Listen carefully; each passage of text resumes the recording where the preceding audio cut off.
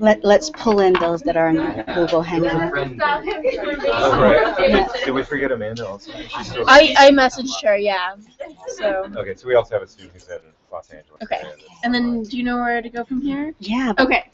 But I want to see who the outside person. Outside people? Yeah. She's actually like in a she's in the car, in the car. so she may Gotcha. become visible at some point. Okay. Is it shared screen on the Hangout? Do you know? So that this her slides Oh, it's show? not. Let's do that really quick. I mean, she's driving, so she's not gonna look at The slide, yeah. I'll be good at verbalizing. We've got the YouTube going now, right? Oh, then yeah. She'll be able to watch it later. Okay, yeah. I guess what do we prefer, that the YouTube shows her slides or her face? Oh, probably slides when they're slides. Right. So then that would be screen share. Okay. Fancy. This is the first time I'm observing this technical. I know. And here, we'll start that way, and then when you start doing your slides, I'll do share screen. Okay. So I'll be your check person. Yeah, I'll just trim it though. Okay. well, I'll do. We're ready. Okay. Okay. Aloha kako. Kumusta kayo? Hi, everyone. Thank you so much for having me join you all and for inviting me. I think Dr. Harrell approached me.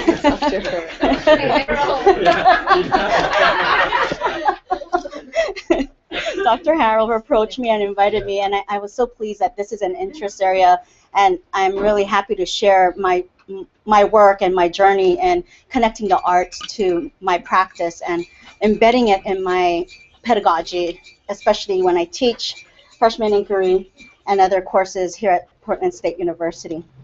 Let's welcome our other person. Hi. Hello. Lisa. Nice to meet you. She's in the faculty in the art department. Great. Great. School of Art Design. Great.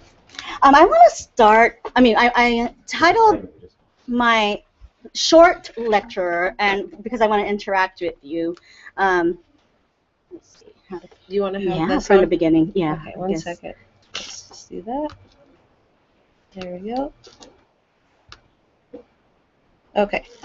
And then this is full screen, right? Yeah. Let's start from the beginning. Should show. There you go. There.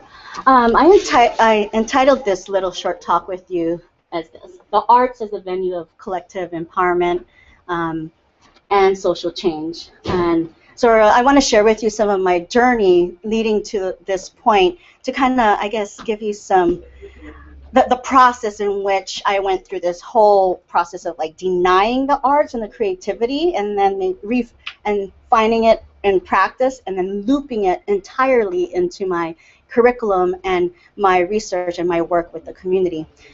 So I want to begin with this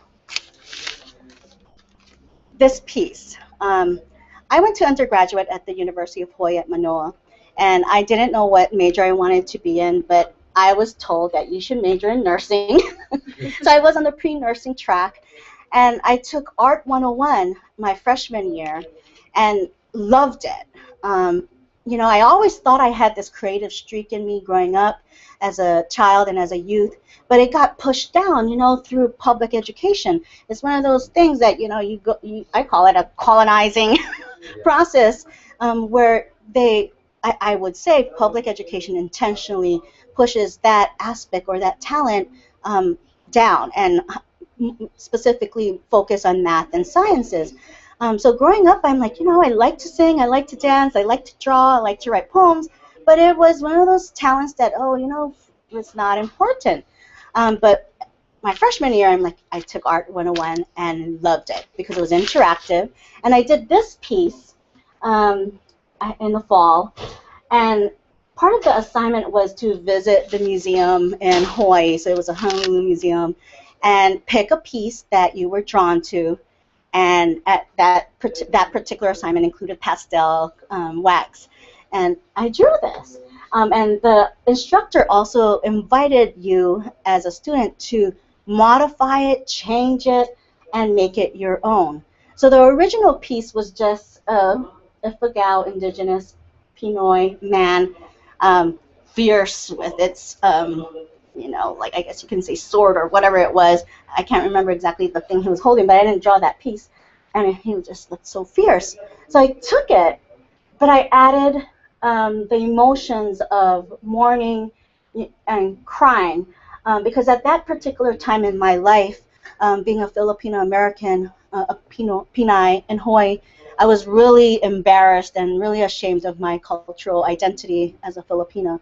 And with all the negative stereotypes in Hawaii, I dealt with stereotypes like, okay, females are not, you're not encouraged to go and get your college degree. There were a lot, you got pregnant, you had sex a lot, and you were just very promiscuous. And I took this piece because at that moment in my life, I thought, like, you know what? I'm struggling with my identity, and I'm struggling with who I am, and I'm struggling on harnessing Filipino pride. So I took this piece and paused for a bit and drew the tears because I think I was mourning that piece. At the same time, I was taking Ilocano, which is a dialect in Filipino in the Philippines, and that class, in conjunction with this class, just awakened a consciousness for me. So I began with this piece because it's been 20 years now, and yeah. So I just want to pause that and honor that piece because what I want to share, I mean, we did introductions, a little bit of my genealogy and my path to the arts. I want to introduce you to a theory called social political development that sort of anchored my work. I want to highlight my freshman inquiry class called Race and Social Justice, where I really embed the creativity in the arts. And I have Keisha Mateo, my student, who is majoring in art, to highlight some of her work as well, because this is a great mentoring process for her. And if we have time, maybe an interactive activity. So we'll see. Can I add one thing? Our person online needs to get re-invited. I'll just do that really, really fast. Invite. Which one's the invite button, Ariana? With the head. Oh, right. Sorry about this. No, that's all right. Right when I copy the link. Okay. I'm going to invite myself, too. Hold on. Just so I can manage it from this computer.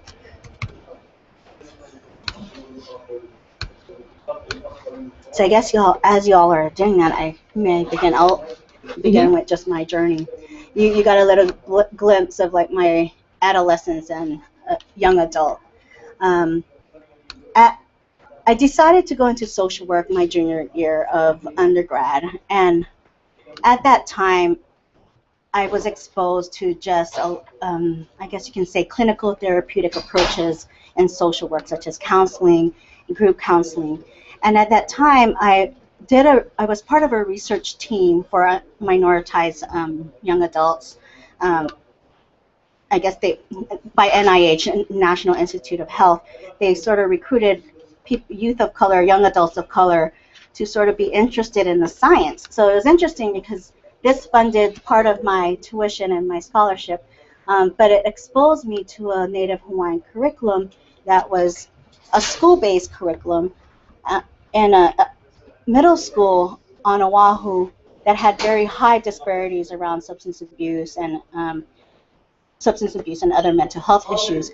And some of the activities they did were like chanting and singing, and so I became interested of how cultural practices, in this case Native Hawaiian, built resilience and strength against things like substance abuse or substance use and teen pregnancy and whatnot. But at that point I didn't really make a strong connection. I mean, I was reintroduced to it, but never thought anything about it. So graduated with my bachelor's, and then I went to Michigan to earn my master's in social work, and I switched gear. So if you're in social work, you get to choose like a clinical path or a policy track or a community-based track, which technically means you work with the community, you do a lot of community organizing, community development work, and you're kind of known as a macro practitioner or macro social worker. So I took that track because I was attracted to youth organizing and just organizing young people around harnessing their talents and their strength. So as I was taking courses there, I was exposed to a lot of practitioners in Michigan, in Detroit, on just using the arts. And guest speakers that came to the courses talked about how the arts could be a great way to motivate youth to think about social justice and think about the disparities that exist in their communities.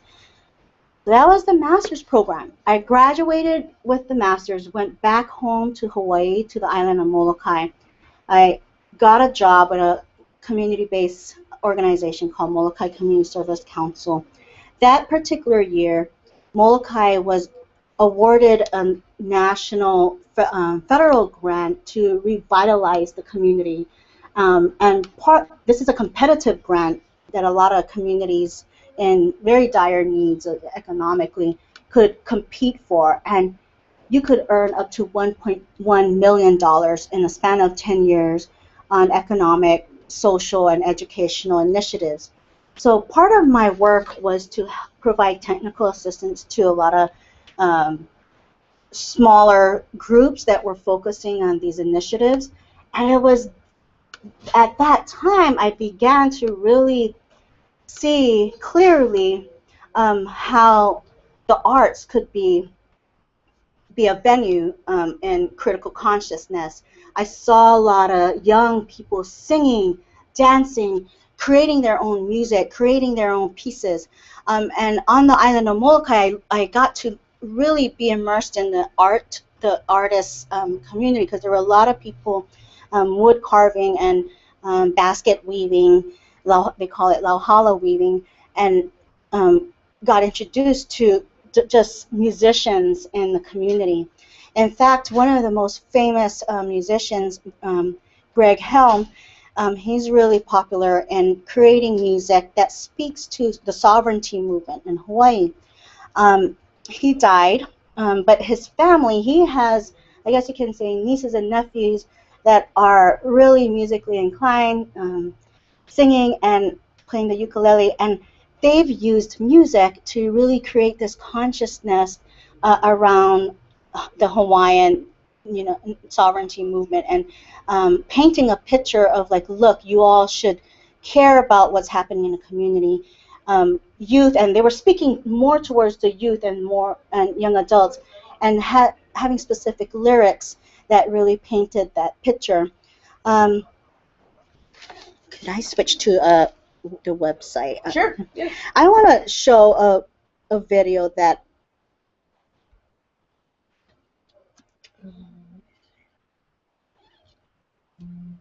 it demonstrates that lyrics or that music. And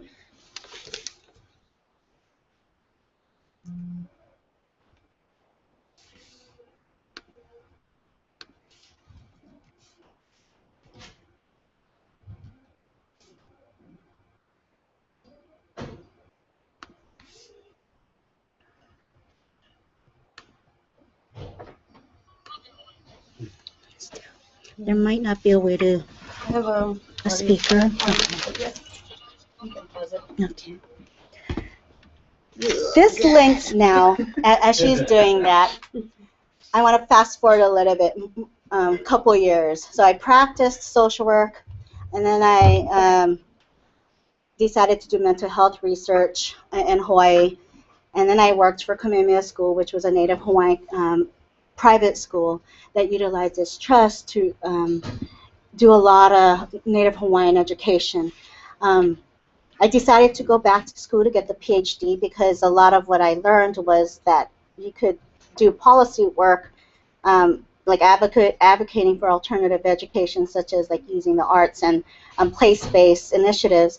But if you didn't have a PhD, you couldn't speak to the policymakers, and you couldn't push for advocacy and change there. So I decided to get my PhD, and my dissertation looked at a youth organic farm on Oahu that embedded the Native Hawaiian culture, and they used, I guess you can say, chanting, we call that oli, prayer, um, singing, dancing, hula, embedded in their organic farming work.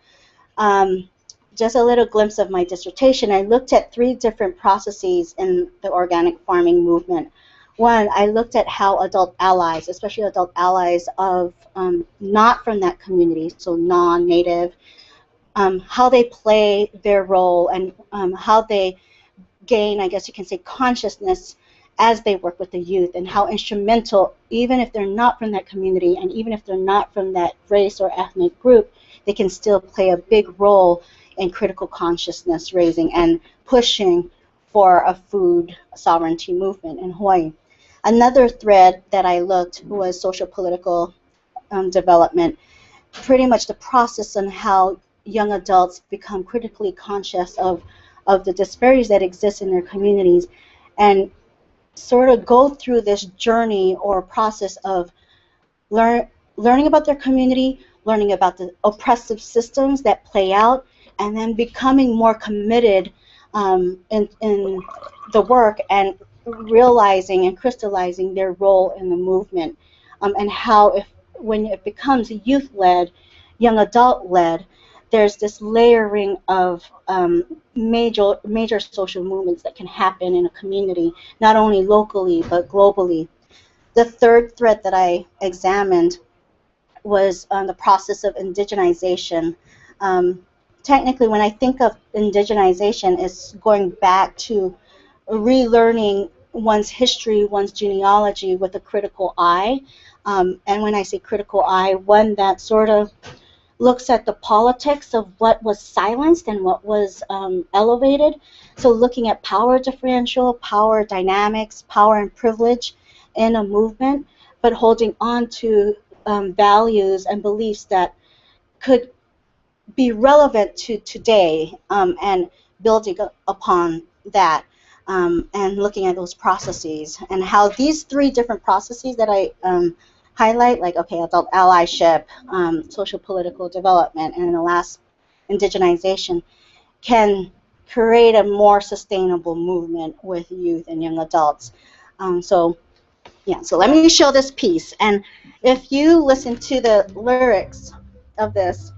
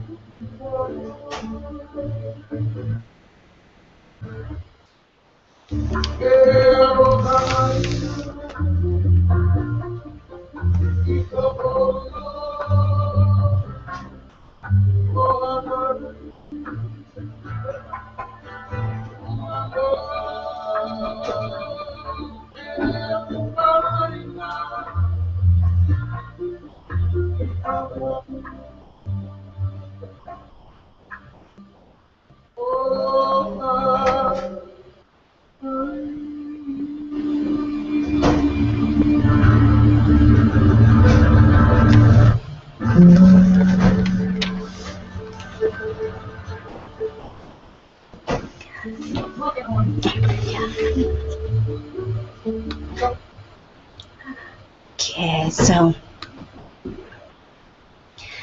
that, yeah, I just wanted to highlight that video because that was one of the major artists that was highlighted in the results in my dissertation. Another thing I want to point out, although I haven't written quite a bit about it, another theme was using, I guess you can say, contemporary children books, and how that organic farm, the adults used the Lorax story. How many of you know the Lorax? By Dr. Seuss, integrating that story into the food sovereignty movement in Hawaii. So those two work of arts, I would call them, were instrumental in framing the food sovereignty movement at that particular geographic place. And I thought it was pretty effective in having that because they spoke to children, they spoke to adults, they spoke to the elders. So there was this pan fertilization, I would call. I want to share with you a theory that I have grown to really appreciate in the work, and it's called social political development.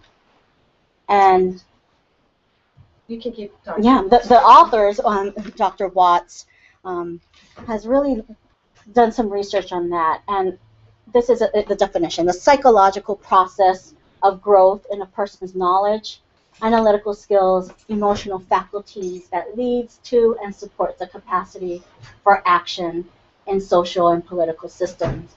It emphasizes an understanding of cultural and political forces that shaped one's identity or status or social location in society. And the major process that it highlights is critical consciousness as not only a cognitive foundation, but also an emotive foundation. As a youth or an adult goes through this type of development, they look at, they have this analysis of power and authority. They can understand how power dynamics become evident in society. Simultaneously, this sense of agency, and when I say sense of agency, sort of like that sense of like, I can do something about it. I have the tools, I have the skill sets to make a difference in my community. There's this journey, I guess you can say, or an awakening around that. And then the last element that's really important is the commitment to take action, and how action then affirms that commitment, and this is like a dialectical cycle of like action leading to commitment, commitment to leading to action. And then if you could see or imagine like a spiral going up, I kind of see social political development sort of having that journey or process. So this sort of grounds a lot of my work as a practitioner, a social worker or organizer, and I pulled a lot of these key concepts or key elements of social political development into my freshman inquiry class, Race and Social Justice.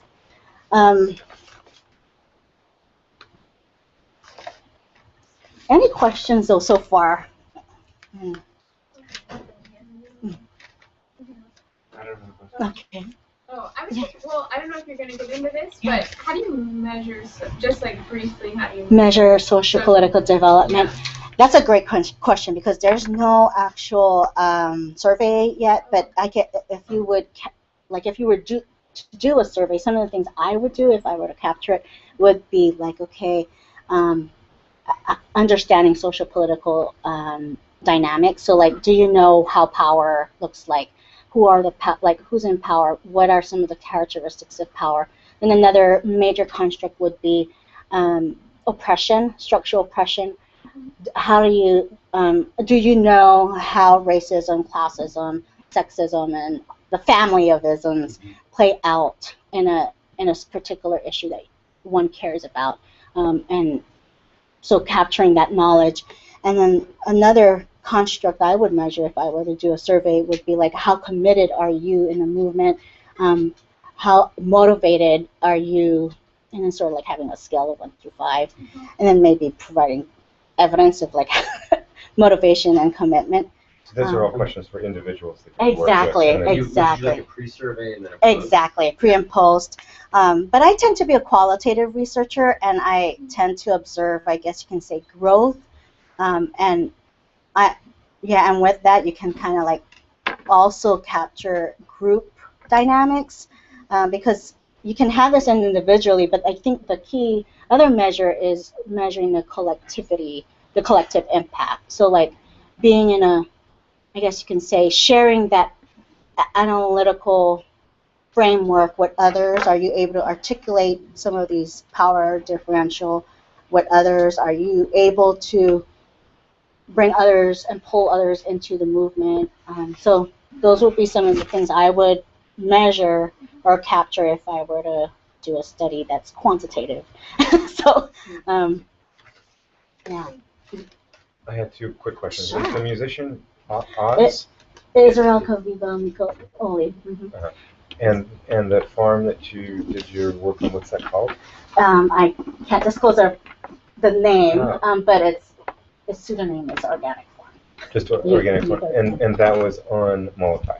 On Oahu. Yes.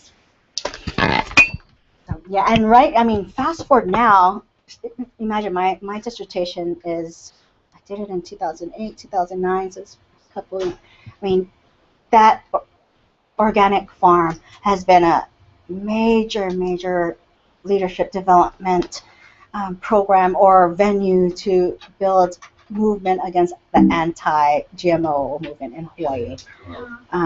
Oops, battery. So, I apologize for all these technical issues. It really goes a lot smoother. You're doing awesome. Yeah. Sorry. We're not at an actual classroom setup, but we sort of improvise it. But okay, and so that farm has continued to work. Yes, it's still alive and well. It's doing fabulous, great things.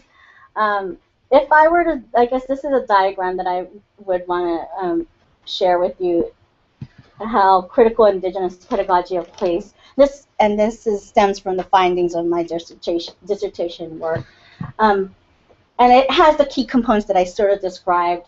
Identify disparities in the community, critically exploring the complexity of oppression, and the commitment to serve the community, and then participation. So, is it Lisa?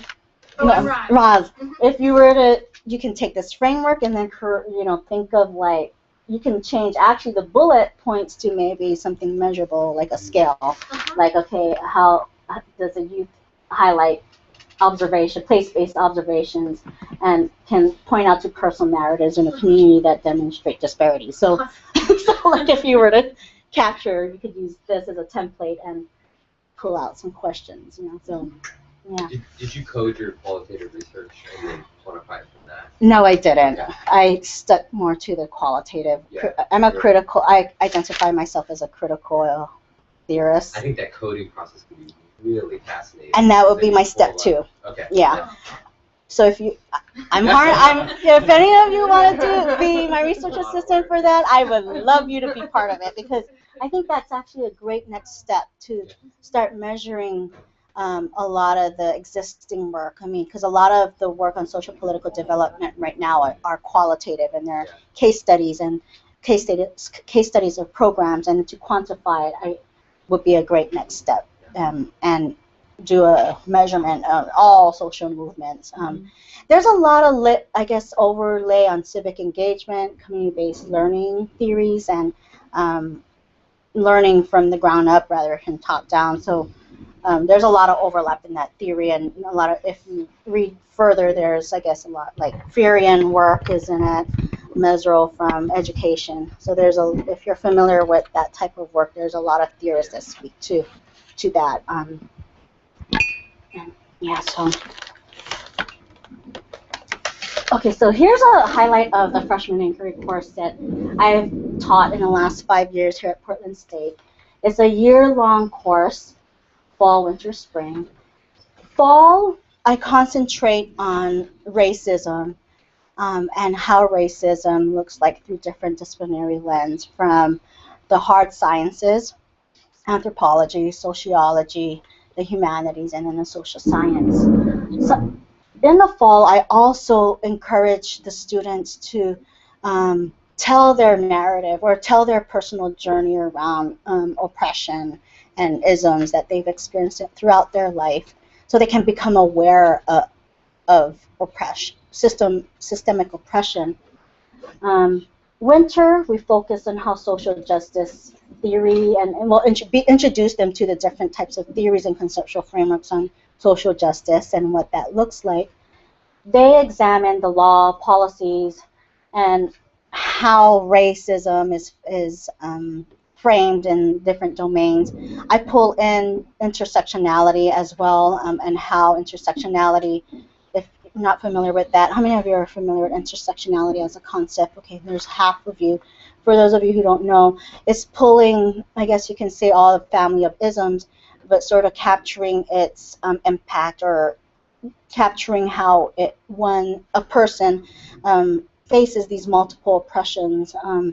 It could be cumulative, it could, and depending on the context, they experience that ism, but nevertheless, you can be, for me, I would identify as a Filipino woman from low-income family, first-generation college student, a woman, hetero, sex, and all that, and adding that layering of identities that matter to that person. So winter, they learn about social justice, and they begin to really examine systemic oppression. They get to choose a social issue, and they do research on it. Simultaneously, we do a service learning project. Then we volunteer at a youth summit, and here in Portland, there's an organization called Youth Organize United to Help, and the founder has really, Imani Muhammad, has purposely decided to use hip-hop pedagogy as her framework and her work with youth. And so as a class, we engage with that organization, and they do an annual youth summit, and they highlight the talents and the creative side of children and youth, and they have an annual talent show, and we were involved in shaping that or helping implement that. So my students get introduced to the arts and how the arts can be that venue to encourage children and youth to be part of critiquing power. Spring, they learn about anti-oppressive practice.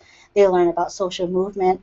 They also learn about how a team, like no one person can be part of a movement, and you need a team, and how the roles and responsibilities of a collective is panned out. They examine leadership development strategies and organizing techniques in doing so.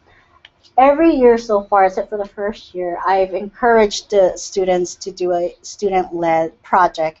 Some of the examples include just my second year teaching it. My students did a talent.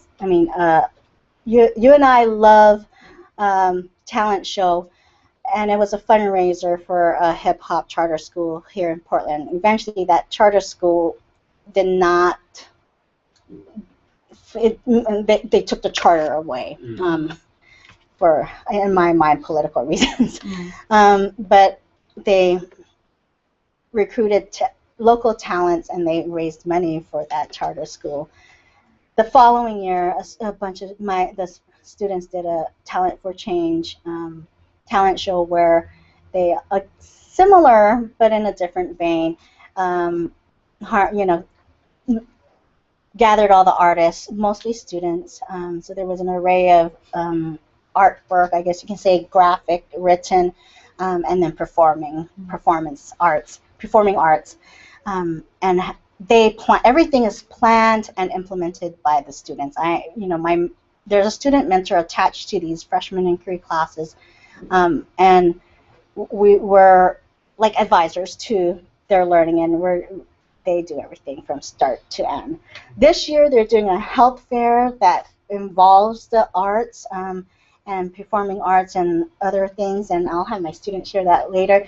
But every year so far, you can, embedding the arts, I can see this impact of like using the arts as a venue for social change and promoting social movement and critical consciousness all around. Yeah, go ahead. What year was it that hip hop charter school? Oh my the charter God, got taken away? 2011 or 12. And then my other question was on the Yeah. previous slide. There was a word for responsibility. Yeah. Can you kind of give me the more of a Context, literal, yeah. of that word, or like Okay, what it sounds like? Yeah. Kuleana. Kuleana. So it means responsibility. So like an individual can take that responsibility to do something, but yet the responsibility then is a collective. So it means like a collective responsibility. Exactly. Kind of? But you as an individual also realize your role within this collective responsibility. That's exactly. Great. Okay, thanks. Mm-hmm. I don't know what's not hip hop charter school. There was one that was actually developed and was ready to be implemented, but just say Oregon Department of Education. The city You has a. you don't know what it hip-hop. would mean? Like, I know what a charter school is, but I don't know what a hip hop. which, Oh, how would it would look like? Yeah. It's like a school that where kids they go to learn how to like make hip hop, or Yes, well, hip-hop as I a can way tell- to- Yeah, I can tell you a little bit more because I sat on a board for this hip hop charter school. What they did was took aspects of the industry, like the music industry, and if you think of that industry, there's different aspects, right? There's a recording piece, there's a the writing piece, there's a marketing piece, and then the piece where you're selling the music. Mhm. So they Distribution. distribution, yes. So they took all those aspects, and I guess you can say they embedded it in curriculum to be like a project-based curriculum where a student will learn those aspects along the way. So it was a high school, so aimed at 9th through 12th grade curriculum. And the students will be required to take maybe a little bit of everything, and then they could specialize maybe their final year on which piece they want to be specialized in. So like the marketing piece or the recording piece. But yet embedding science, math, engagement in the curriculum.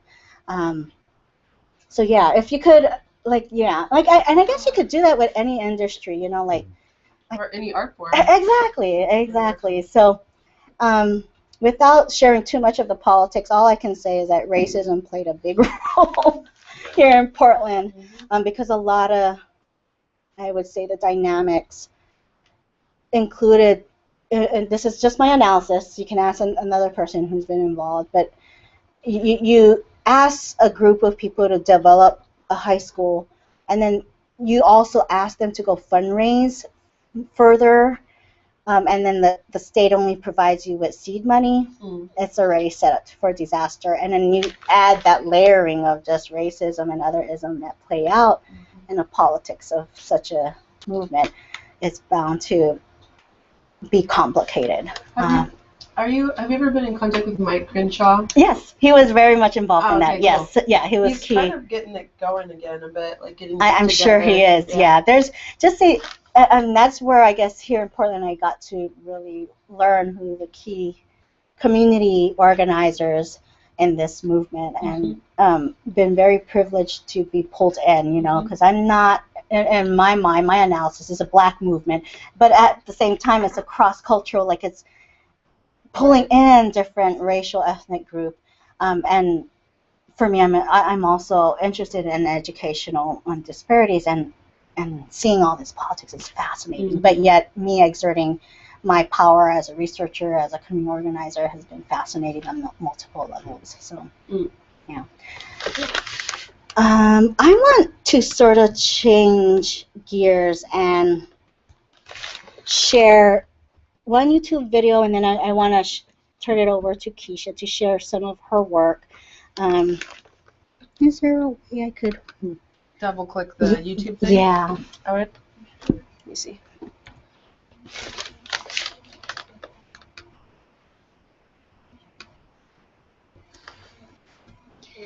This piece was done by one of the students the first quarter. So imagine the students go through learning about themselves, and they become conscious of their identity and their talents and their strengths. And so he wrote his final project on this. Is it the same video we watched? Nope, different video. I think we watched it right before you came. Oh, you did? So you saw, okay. But let's listen again, yeah. It's great. Maybe I can fast forward it in. Yeah, he did a great job. It all started freshman at Portland State to place in social justice. It was fake. Now I'm sitting here, 12:30, start of class, wanting to average so I can pass. The first couple of days changed me oh so much. Open my eyes, look, I got the sense of touch. Now I got a presentation. Got lots to say, start to write with no hesitation. Let me tell you what I have learned. Go through clean. What issues were important and a great time to see. I can't gasp when I feel deep in the sea. Give me air, oxygen now so I can breathe. Let me live my life, please, so I can be. Stop calling me names, I just wanna be free. It's my race that sticks, and forever I'll keep. It's the word racism, it's a struggle to speak. Right now the problem, it is at its peak. I'll fix it up so there isn't no massive leaks. But nope, I can't do this all on my own. I mean, if it were Call of Duty, I will definitely own. Racism hang low, you can crush it on the floor. Make it dark in the light, you don't want it no more. You can trust it on your shoulder. It's a singer's adventure, all right. Does it look familiar? Racism hang low, you can crush it on the floor. I think it's Auntie. Make it dark in the light, you don't want it no more. You can trust it on your Oh, it's other Broadway. I consider myself Latino Hispanic. Why is it when people see me, they just stare and panic? They judge me as if I were from a different planet, and it bothers me so much I can barely stand it. But I overpower slurs, use it as my advantage. If I'm hurt, I just get up and just use advantage. The plane called racism, hopefully one day I'll land it. First I'll take care of jokes and the league of judging fans. It's my privilege today. Aren't they great? But I feel I almost hit the self-actualization state. I'm proud of my skin color. Yes, it's brown. I'm a good, nice, kind kid. Yes, all around.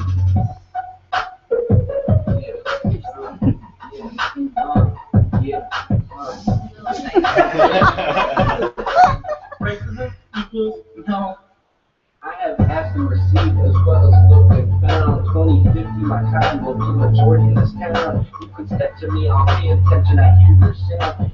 You can do anything, but you'll never back down. Cause I've done it for the ground, and I'm not gonna stop. Right now I'm on fire, on the cream of the crop. So I promise this one battle that I will fight. As a matter of fact, I'm a darkness will always fight. Racism low, you can crush it on the floor. Make it dark in the light, we don't want it no more. You can toss it on your shoulders and take it low. Racism equals no. Racism ain't low, you can crush it on the floor. Make it dark in the light, we don't want it no more. You can toss it on your shoulder and make it go. Racism equals no.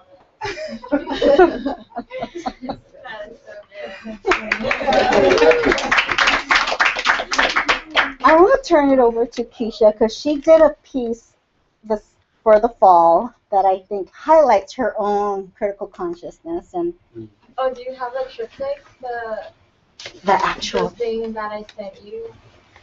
back then. No. I have a door one. Okay, hey, begin with that and then I'll look for it right here. Should I just pass it around? Yeah. Okay, it's kind of big.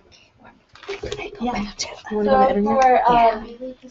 fall, we had Do one thing really quick, which is change the camera so it's not on us while she's made us talking. decorate the door and see like our identity and stuff. And then so I focused on, because I'm a Filipino American that came from Hawaii, I focused on like family that molded me and like coming from the islands that was very important. So on this one, in Hawaii, we focus and emphasize on like your family and knowing your roots, like where you came from and how like community is really strong. So this is just like my family. And for this one, this is the island on which I live in, Maui, and Malamara Aina, that means take care of the land in Hawaiian. And ever since I was young, they focused on like preserving the land and taking care of it. So this is just me enjoying the land. Thanks.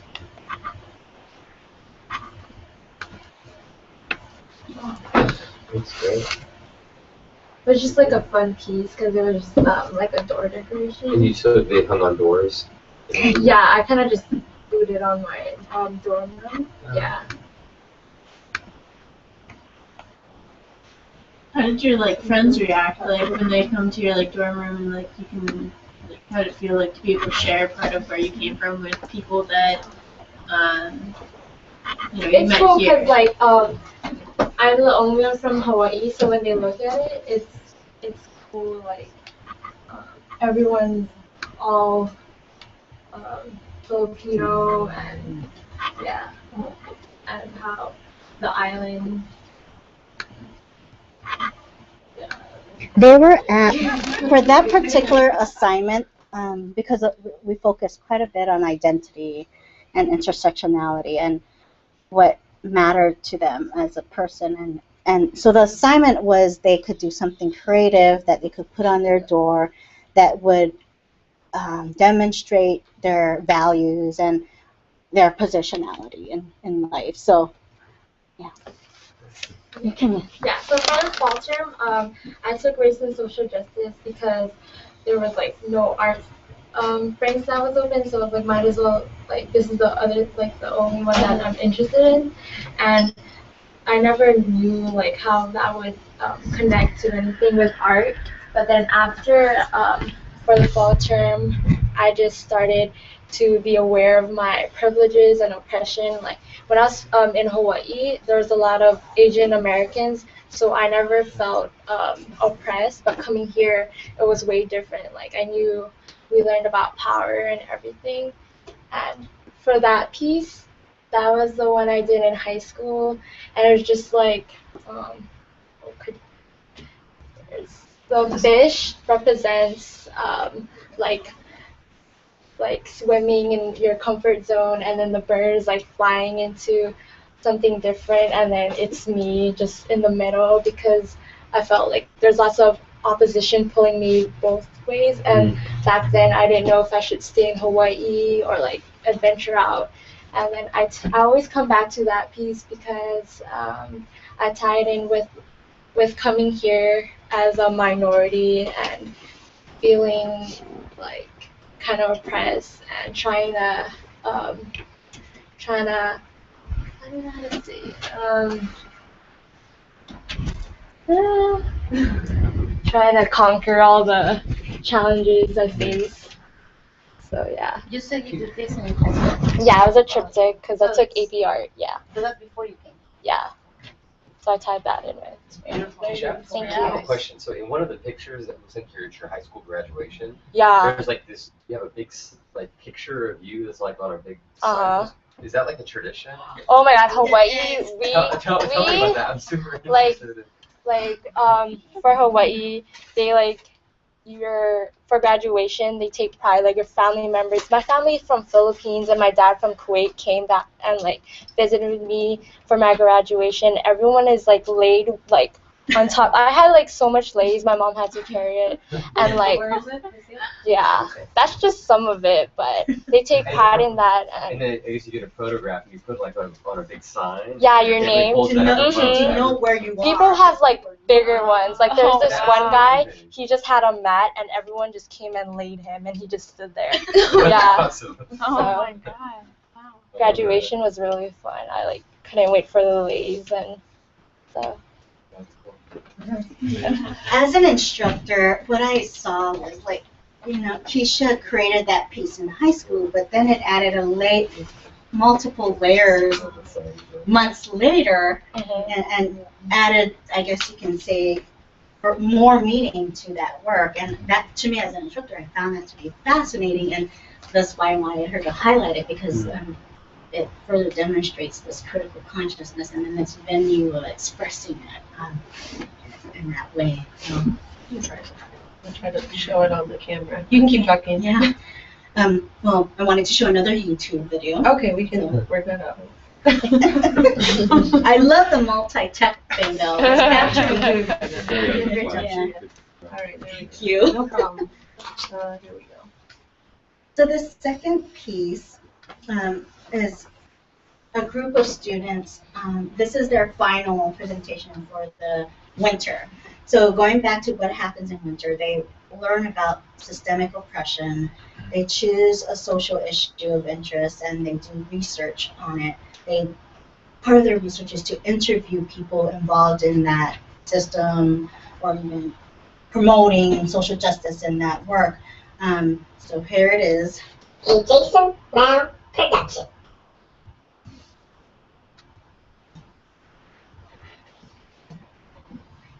Starring innuendo, loudmouth, and bravado.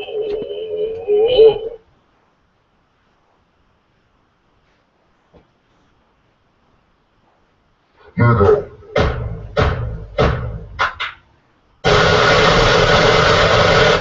As I sit in my room, I stare at the wall, thinking how to make this much better for all. I call up just an urgent cause I can't do it alone. We're getting started, so call this a stepping stone.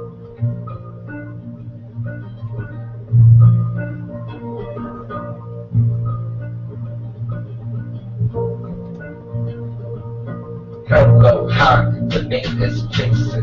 Your ears up as this verse gets hasted. Hear the flow of the three rap mavens. With social justice, learn from three Asians. Let's destroy all discrimination. Expose the innate manipulation. From big shots, pressing the nation. Getting that free gentrification. That greediness is just so much fun. Justly forcing people to apply.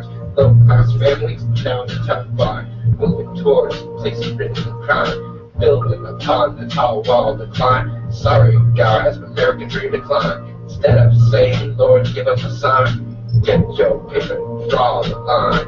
Clear up your vision, open up your eyes, rise up, get those kids to shine. Just serious acts and efforts from you and I, gonna eliminate the ghetto state of mind.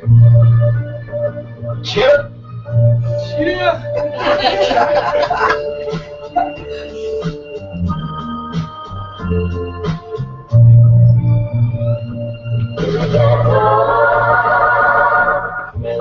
that we all in this class, but you can say anything and no one lies. We respect one another just for who we are. That's why we round robin, just see how you are. Now let me say this class is like our hometown. Girls never frown, and the boys just frown. We're friends of friends, and we do each other favors. We like Mr. Rogers, everybody is a stopping up, pushing and up, and we concern.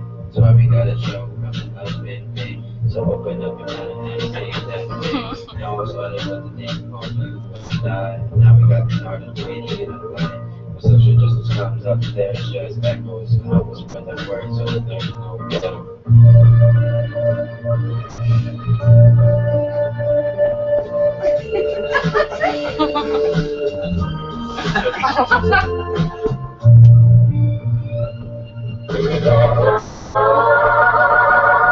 Kids today watching stuff that's really poor. Lights sound crap, you see on Jersey Shore. If drunk and slutty is who they wanna be, watch out to little kids younger than 13. Kids, they should be who they want to be, but they shouldn't be like DJ Pauly D. Number 6 King James, you think he's cool? You know he only graduated from high school? He could have went to any college in the nation, but now he doesn't choose without an education. Damn. Come on everybody, we'll make it through. We'll be successful and do it again. Deja vu.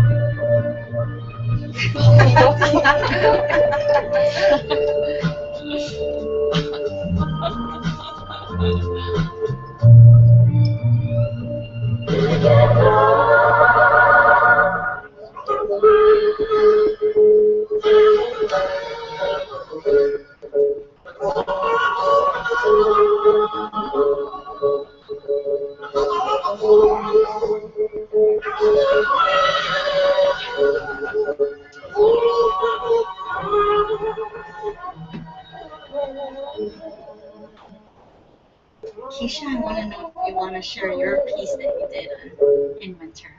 The poem? Yeah. I don't have it with me. Did you? I think I have it. I mean, if you go to the health fair. That's a good plug. Yeah. Okay, yeah. Okay. If you go to the health, I don't know when is it. It's on like May next 30th. May 30th. I'll be reciting it. It's gonna be in. Where is the Academic Student Rec Center. Oh yeah. Between 4:30 to 8. But I just want to put in a plug where Keisha did a spoken word piece and did it as her final. And it demonstrates, I guess, very similar to the one that I just showed you, just this claim of identity and then this thing like, you know, speaking at and back at the system. Yeah. Leave it as that. And maybe you want to highlight which social issue. It was just like the stereotypes of Asian American females through the media.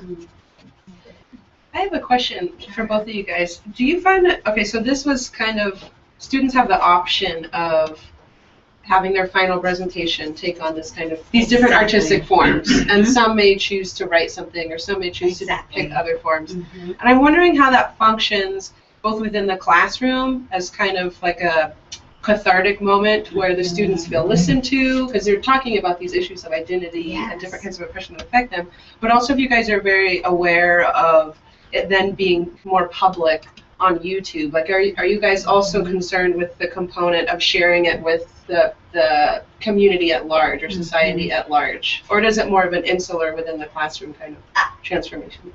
You want to go first and answer that, Keisha? I don't know about the YouTube part, but I mean, this is like the only class where you could present something that you've learned through the term, so I thought that was good. Like, people just talked about like the question she asked, but like doing it in an art form was much easier and more enjoyable for me.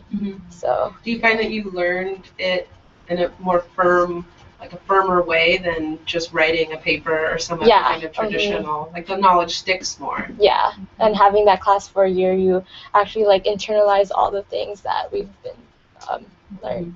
Yeah.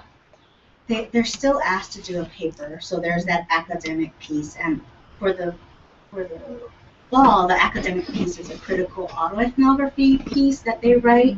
This is a very using the sense of agency in the I.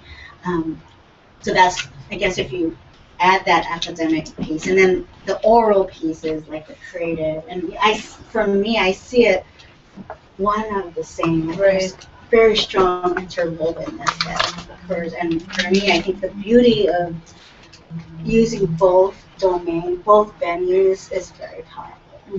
You know, and I take it to heart that some people are academic, like that's their talent, academic writing, and then there's the other, the oral piece. And for me, as a facilitator of this, I find it far more like there's this private space of us as a learning community doing it and commemorating and honoring that path, right? That journey that we took together, and being in that space. And then people who do the YouTube, they want it. I mean, I remember the student, the one that rapped No Racism, saying, no, he was so proud of that product, and he said, you all could send that to your friends. And like, you know, he worked really hard on it. Yeah, I printed a T-shirt for it. They had choreography. Exactly. And so did the second group. They were like, you know, yeah, it's here. We did it in this class, but they were like, yeah, share. And that piece actually was an advertising piece for the fundraiser for the charter school. So that's great. Yeah, they use it as a tool, and a compliment. Where does this class fall inside of the curriculum of the School of Social Work? That's a great question. We have, I guess, our general education component here at PSU, and for every freshman, they need to choose a theme, and race and social justice is one of a dozen themes. And the way I see it, the rationale that I have, that's the theme that has the greatest alignment and aimed for recruiting people in the helping profession. And even if they don't go into the helping profession, my goal is to instill that social justice framework that they co-create, and that's a framework I hope that they can carry throughout their journey as a student and carry it into their work, no matter what discipline they choose or So this is like before they even get in. Exactly. Does the School of Social Work value your commitment and use of the arts in social work practice?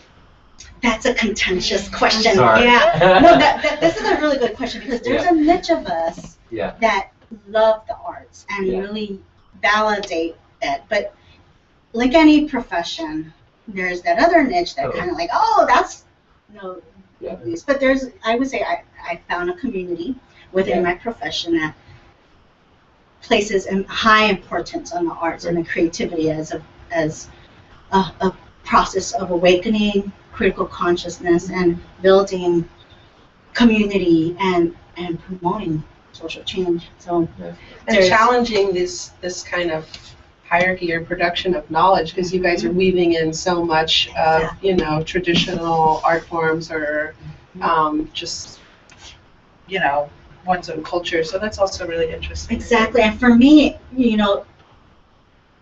this using the arts, utilizing the arts and the creativity harnesses diversity. It builds upon multiple dimensions of knowing, paradigms of knowledge. And it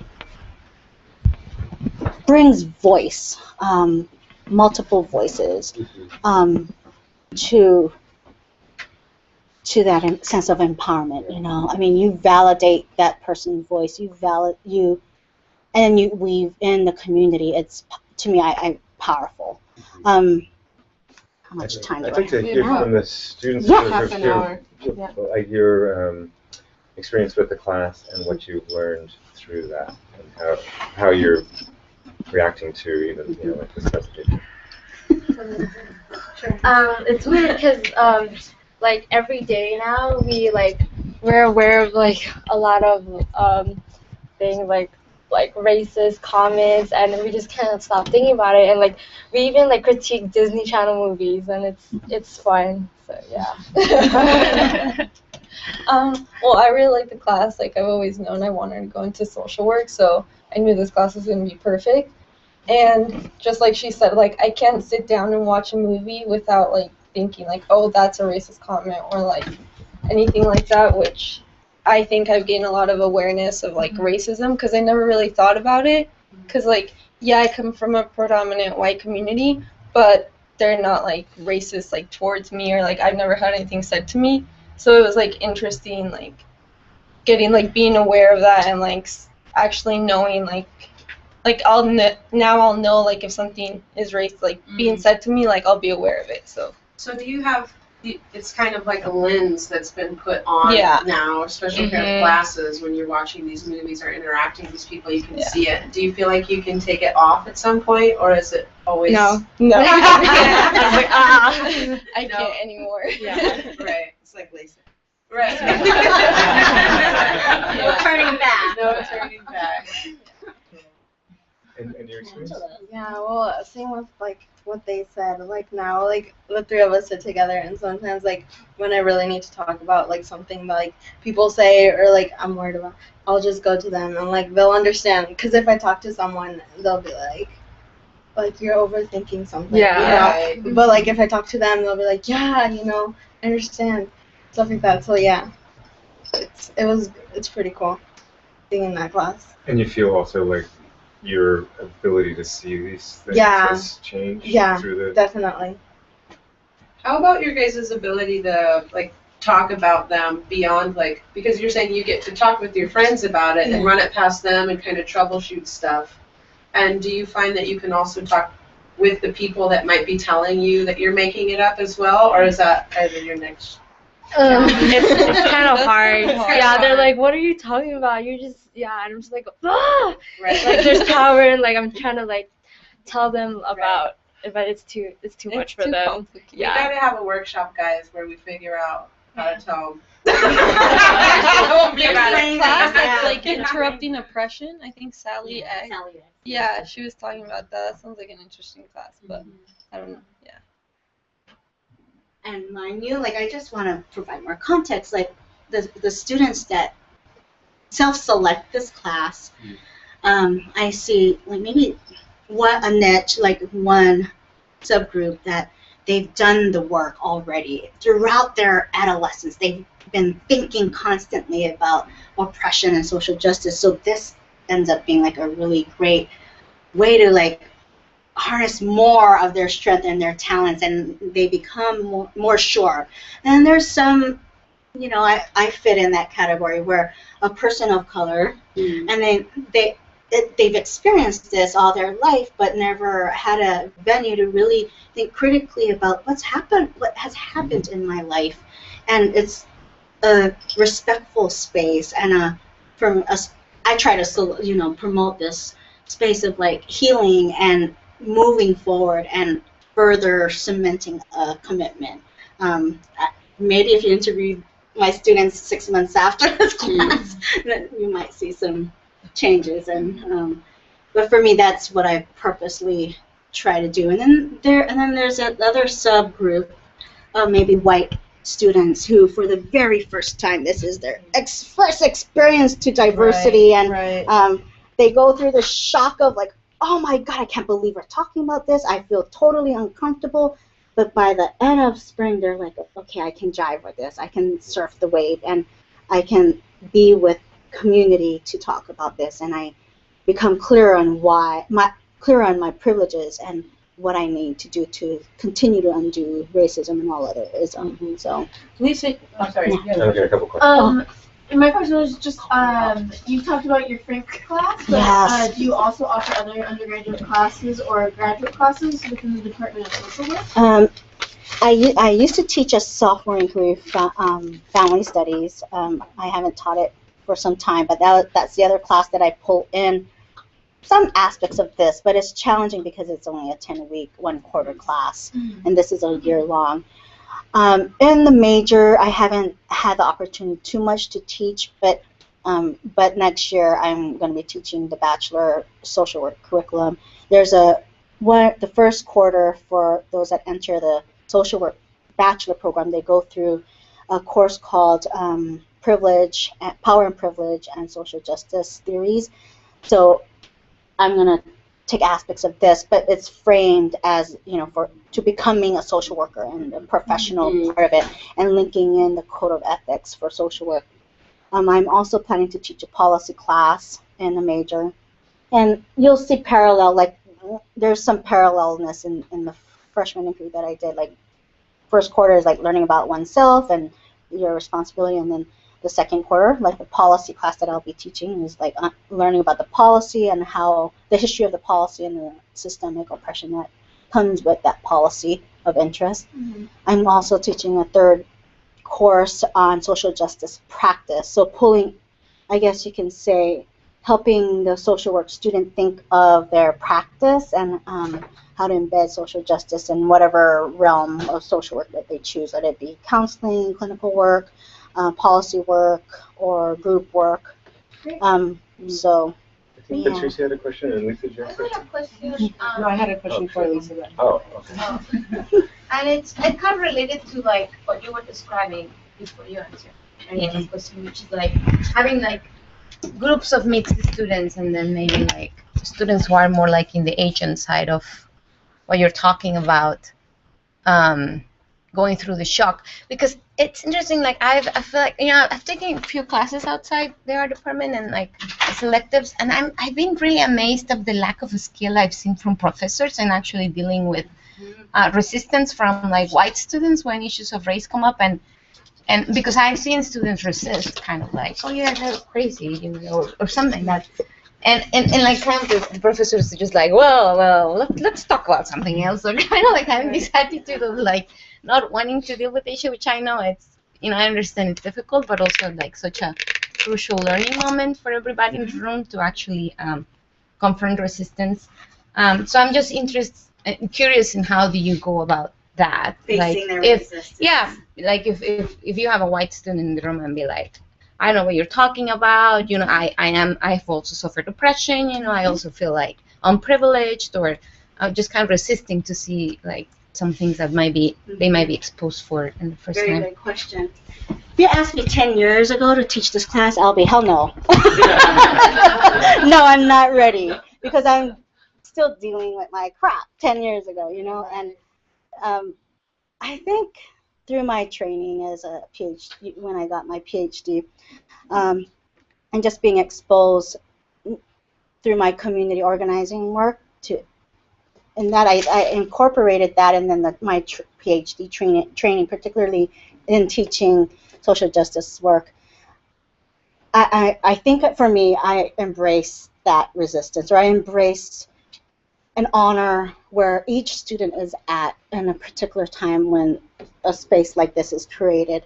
I'm not afraid to pull the students in, let it be in a group setting, and somewhat acknowledge that voice, but yet bring it back to like, look, it's your experience, but at the same time, this is a discourse that a lot of people are involved. But let's unpack that. Let's talk about how the system is created to fuel that. But let's unpack the power, and let's add a power analysis to it. And in a given moment in time, maybe students are like pissed off or crying or whatever. I've had that range of rage, pissed off, to shock, to like students swearing. And like, I guess it helps to have a social work degree to calm that and honor that voice, the voices in that, and loop it. And thank goodness that this is a course that's 1 year, because you have that ability to revisit things every now and then and say, remember that conversation we had this time, and then like, let's go there, let's talk about the impact, let's talk about, okay, here's the theory that we've been reading about, and let's pull out the application, but at the same time, let's talk about the insight, the feelings, and the realities, the different realities of people that are impacted by that whatever the topic area we're talking about. I'll ask my students. We've had some very controversial, interesting conversations, and if you guys have found the strategies outside the classroom to actually talk with people who might be resistant to understand or listen. I don't know, that's hard. The only topic that was that had a lot of like people were getting mad was the white privilege. Yeah, like the tension like in class, it was just really weird awkward with the people of color and with the like the white students. Yeah, but I don't know if there was really a strategy. I think you just during mentor session is when it got, I guess, really heated. We were in that mentor session, but I don't know what strategies they had. So that was a mentor with an undergraduate student. Yeah. That follows up with the. like That's a section. yeah.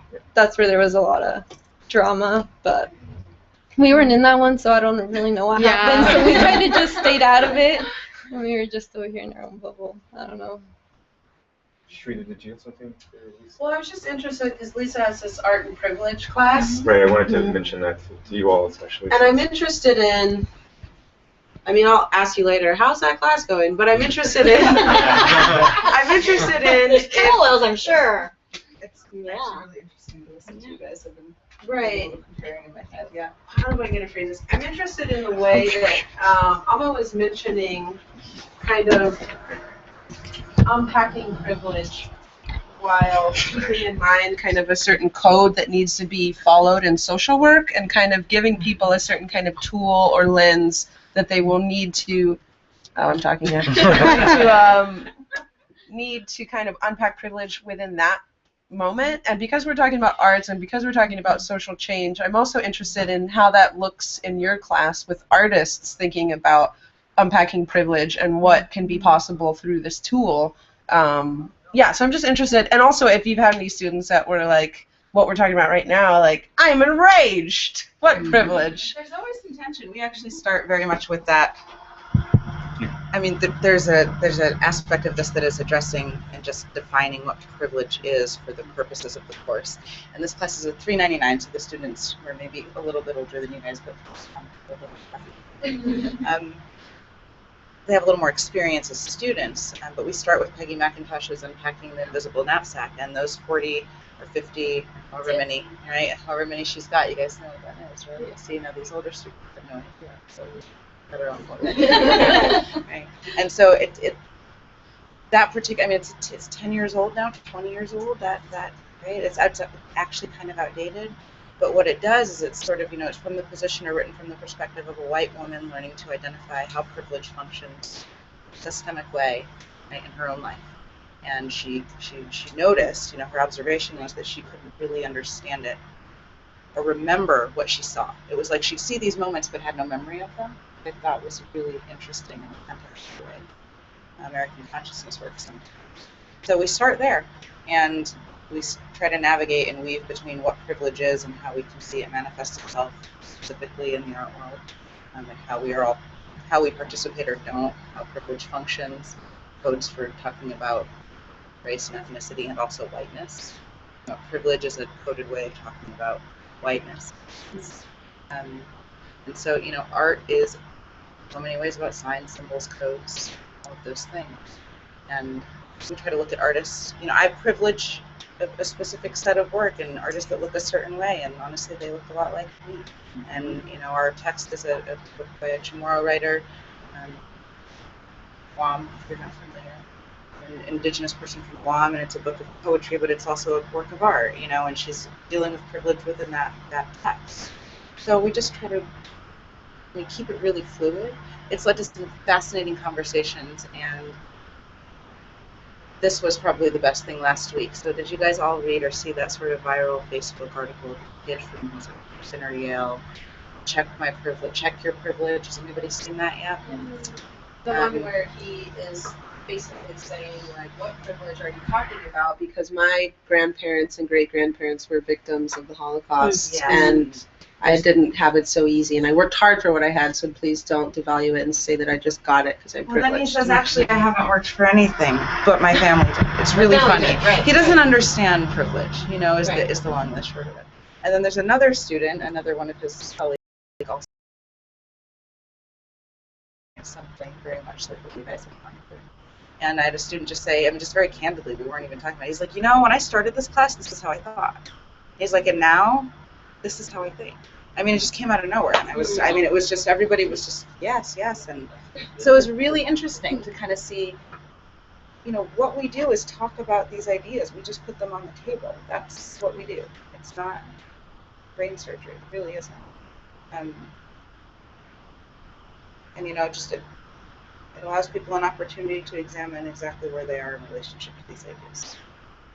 It's interesting with the type of lens or glasses that you guys are acquiring in Alma's class and looking at like your kind of day-to-day interactions, and then also the ones that are in Lisa's class of like specifically looking in our world, but also in general as well in our interactions. I think it's super useful here at PSU and just in the Northwest in general, like that folks need to kind of be aware of those things. So it's exciting. And like for me, I loop it back to university study has this major learning outcome called ethics and social responsibility. And I loop it back to that. What is your social responsibility? You all are going to go into different disciplines and different majors, but you're going to interact with diverse people, diverse communities. What's your role? What's your responsibility? You might be that artist. You might be that business person. You might be that social worker. What's your sense of ethics and your responsibility as a person, and think about that intentionally. So I loop it back all the time with whatever assignments that we do. So outside of teaching, are you still practicing? I haven't. Do you have research? Yes. And what are your research topics? Some of my research projects include one that looks at youth programs, youth organizations here in Portland that utilize the arts and see how they frame social justice and what are some of the more appealing activities and I guess you can say learning experiences that they employ in communities. So that's one thread of research that I'm doing. Are you still in the middle of that, or are you? We're analyzing the it's a qualitative piece. We did interviews and focus groups. We didn't collect artifacts though, but that would be probably a phase 2 that I wouldn't mind doing. The other thing is another research I do is like now that I'm ending my freshman inquiry class, like I'll be switching my teaching load. I have 5 years worth of e-portfolios. E-portfolios are what we do in university studies to assess the impact of the freshman inquiry.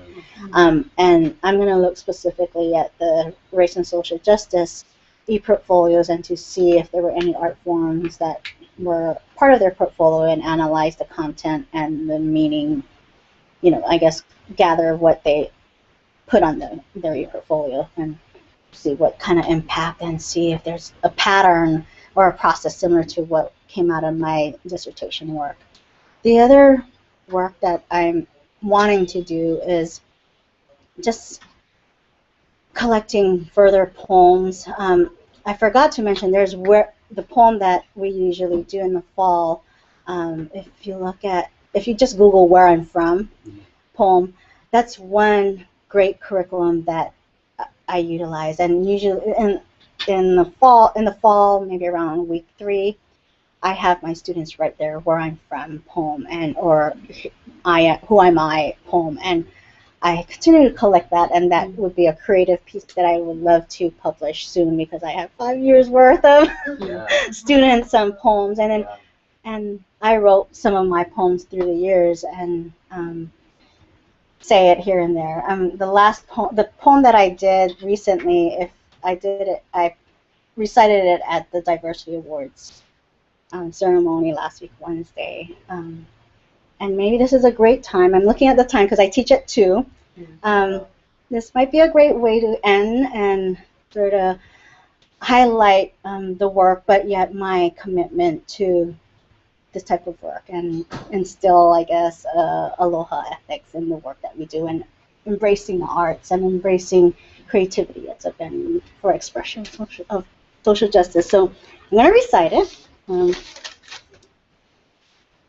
It's entitled "A Call to Paddle in a Canoe of Aloha and Social Change." I am a Peni scholar, warrior of aloha. I wonder how our world would look like if we didn't need to fight for social justice anymore, and if peace and aloha prevailed. I hear the people's cry, struggles, laughter, and joy. I see the shining light in the heavens, above the trees with strong roots growing taller up to the sky. I want everyone to feel aloha and feel free together as one. I am a Peni scholar, warrior of aloha. I pretend that I can make white privilege disappear with my magic wand. I feel like I'm speaking loudly, but no one in power listens with humility as their ears are muffled with greed. I touch the beauty of life.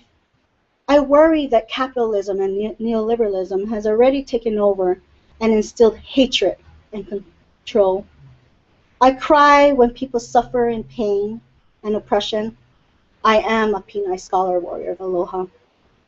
I say, I understand that I stand on others who made this possible for me to be here in the academy.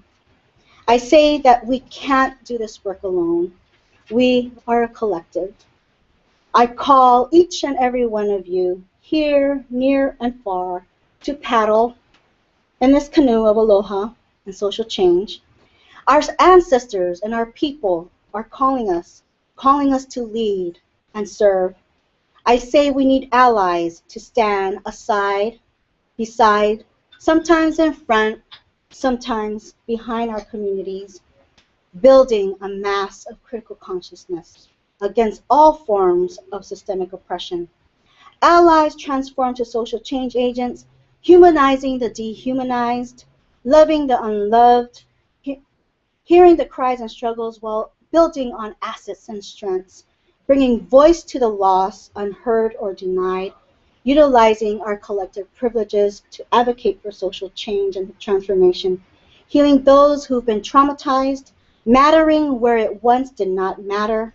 I am a Peni scholar, warrior of aloha, and I call each and every one of you to paddle in this canoe of aloha and social change.